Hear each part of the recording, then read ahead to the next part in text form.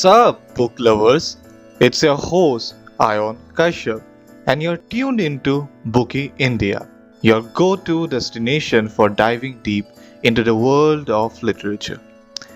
Have you ever loved someone so much that you reshaped your entire identity, your future, your fortune, your very soul, just to be worthy of their attention? Have you ever chased a dream so vividly, so obsessively that it consumed everything around you? Friends, truth, morality, until all that was left was the echo of what could have been.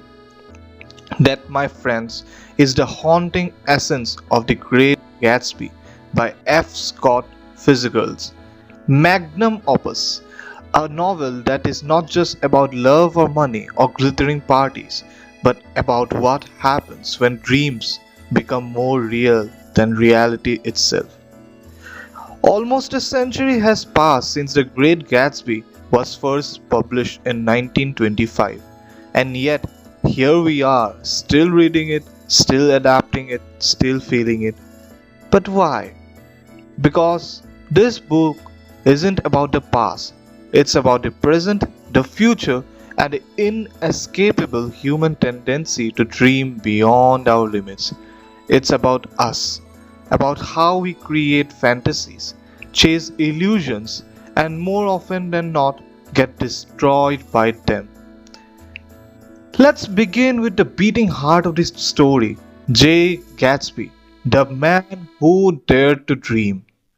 Born Jim Gats to poor farmers, Gatsby refuses to accept the destiny life handed him. He becomes the ultimate self-made man, transforming himself into a symbol of wealth, charm, and sophistication. But here's the tragedy. He does it all not for power, not for freedom, but for love, for Daisy Buchanan. Every mansion he builds, every party he throws, every lie he tells is all in the service of one obsession hope to win Daisy back. He is the embodiment of the American dream, reinvention, ambition, passion. But he also shows us what happens when the dream becomes a delusion. Gatsby stares across the bay at a green light, a tiny glow at the end of Daisy's dock. It's not just a light, it's his future, his fate, his unreachable ideal. But the truth? Daisy is human, flawed, hollow, and the dream that Gatsby builds her into, it's too perfect to survive. Daisy, oh Daisy, the golden girl, with a voice full of money and eyes like soft clouds, she is the woman Gatsby worships. But let's be clear, Daisy isn't a villain, she is a product of her world. She grew up rich, married rich, and lives in a society that taught her that love comes second, stability comes first. She represents beauty, privilege, and temptation, but also emptiness. Daisy doesn't have the strength to choose Gatsby because Gatsby represents risk. Gatsby represents change, and change in the world of old money is terrifying. So when the moment comes, she retreats into the Gatsby's arm, but into her wealth, her home, her safety net. She chooses comfort over love, and in doing so, she kills the dream Gatsby lived and died for. Tom Buchanan. Now let's talk about the man who symbolizes everything wrong and trains power, Tom Buchanan. Tom is arrogant, racist, sexist, and violent. He believes in dominance, whether it's over Daisy, over Myrtle, or over Gatsby. He's the living, breathing definition of old money entitlement. He doesn't work for his wealth, he doesn't earn anything, but he holds on to it like it's divine right. Tom crushes Gatsby not just out of jealousy, but because Gatsby threatens the social hierarchy. Gatsby came from nothing, and in Tom's words, that makes him permanently inferior. Tom wins not because he's right, but because he has the system on his side.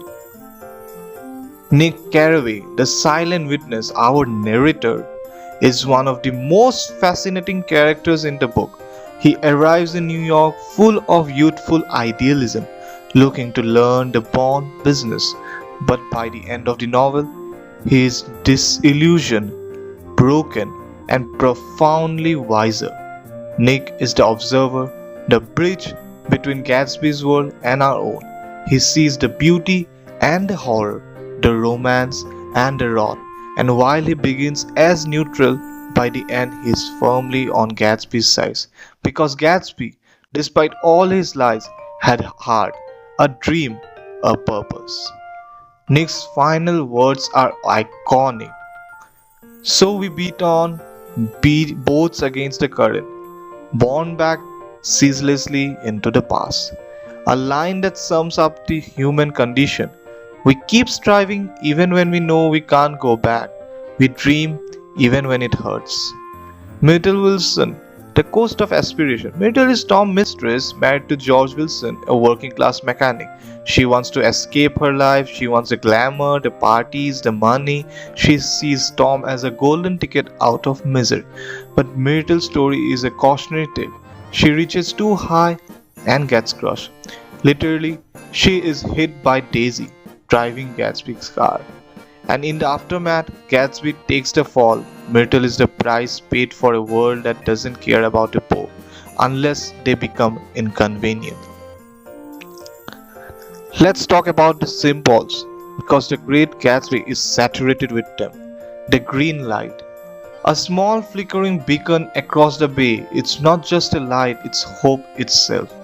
It's Gatsby's dream, but it's always distant, always out of reach. Just like Daisy, just like the perfect future we all imagine but we can never quite touch. The eyes of Dr. T.J. Ecclebourne, an old faded billboard looming over the Valley of Ashes, the industrial wasteland between the eggs and New York City.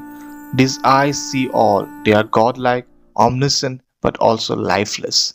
A haunting symbol of moral decay, of a world where God has been replaced by advertisement. The Valley of Ashes, this desolate grey zone, represents the death of the American dream. It's the byproduct of wealth, filth, forgotten and suffocating. It's where Myrtle lives. It's where Gatsby dies. It's what lies beneath the surface of all that glitter. The message, a dream that could never survive. So what is Fitzgerald telling us? That the American dream is a lie? Not quite. He's telling us that the dream has been corrupted. That once upon a time it was about freedom, integrity, and self-betterment. But now it's about greed, illusion, and appearance. Gatsby's dream is noble, but the world he is chasing it in isn't worthy of him. He dies alone for a woman who won't even attend his funeral. In a society that forgets him within days, but still, Gatsby believes. That's what makes him a tragic hero, not because he failed, but because he dared to try. In conclusion, why Gatsby will always matter. So even today in 2025, the Great Gatsby remains a mirror. It shows our obsession with status, with perfection, with reinvention. It shows us how far we'll go to pretend, how much we will sacrifice to belong, and how easily we mistake fantasy for fulfillment. So when we read this novel or watch one of its many film adaptations, we aren't just observing characters. We are seeing ourselves, our dreams, our mistakes, our desperate hope that tomorrow might finally bring us what yesterday never could. So next time you look at your own green light, ask yourself, is it a goal or is it a ghost? And remember Gatsby, poor, brave, foolish Gatsby who dared to believe even when the world didn't believe in him. With this, I would like to conclude The Great Gatsby by F. Scott Fitzgerald, and thank you.